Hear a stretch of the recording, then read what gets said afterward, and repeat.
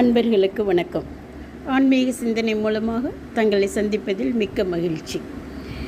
சிலர் எப்போது பார்த்தாலும் கஷ்டம் கஷ்டம் என்று புலம்பிக் கொண்டே இருப்பார்கள். எவ்வளவுதான் சம்பாதித்தாலும் கையில் ஒன்றுமே நிற்க மாட்டேங்குது என்று புலம்புவோம். நாம் செய்யும் சில செயல்களே நம்முடைய தற்போதைய நிலைக்கு காரணமாக அமைந்து விடுகிறது.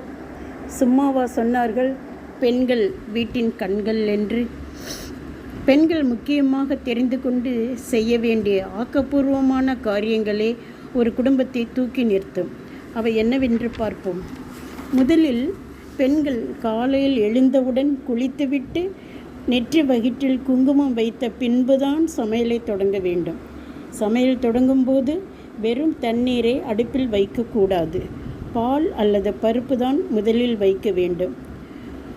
கணவர் மற்றும் குழந்தைகளுக்கு பெண்களே தங்கள் கையால் பரிமாற வேண்டும். இதனால் குடும்பத்தில் ஒற்றுமை நிலைக்கும். செவ்வாய் வெள்ளி கிழமைகளில் 5 முகம் கொண்ட குத்துவிளக்கு ஏற்றி லக்ஷ்மியை வழிபட வேண்டும். வீட்டுக்கு வரும் சுமங்கலி பெண்களுக்கு குடிக்க தண்ணீரும் போகும்போது குங்குமமும் கொடுக்க வேண்டும்.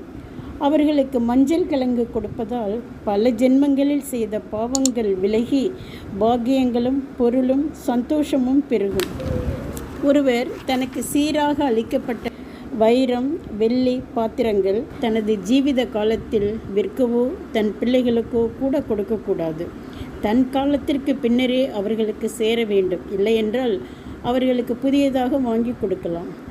சாலக்கிராமம் உள்ள வீடுகளில் பால் நிவேதனம் செய்ய வேண்டும்.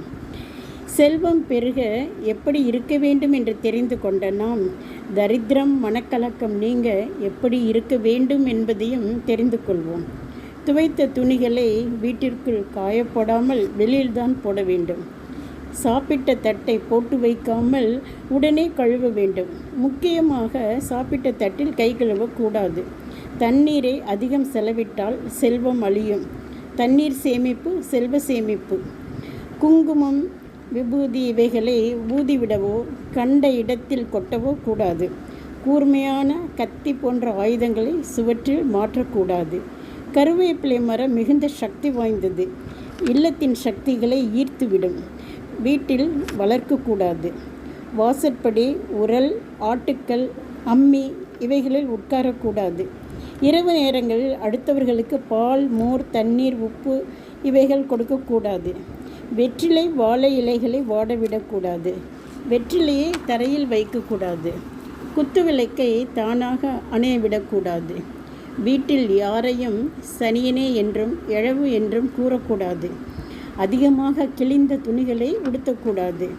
விளக்கு ஏற்றிய பிறகு ஊசி நூல் எடுத்து தைக்கக்கூடாது. இரவு நேரத்தில் நகம் வெட்டுதல் கூடாது. நாம் உட்காரும் நாற்காலிகளை காலால் தள்ளக்கூடாது. வீட்டு நிலைப்படியில் உட்காரக்கூடாது. நின்று கொண்டோ படுத்து கொண்டோ தண்ணீர் அருந்தக்கூடாது. வீட்டு நிலையில் துடைப்பும் வைக்கக்கூடாது. நிலையில் படாமல் தான் கூட்ட வேண்டும். சின்ன சின்ன விஷயங்கள் தான் என்றாலும் அதில் மிகுந்த அர்த்தங்கள் உள்ளது. சரியாக பெண்கள் கடைபிடித்தோமானால் தரித்திரம் நீங்கி லக்ஷ்மி கடாட்சம் பெருக வழிவகுக்கும். இதை தெரிந்து கொண்டு செய்து பலன் பெறுவோம். மீண்டும் சந்திப்போம். நன்றி.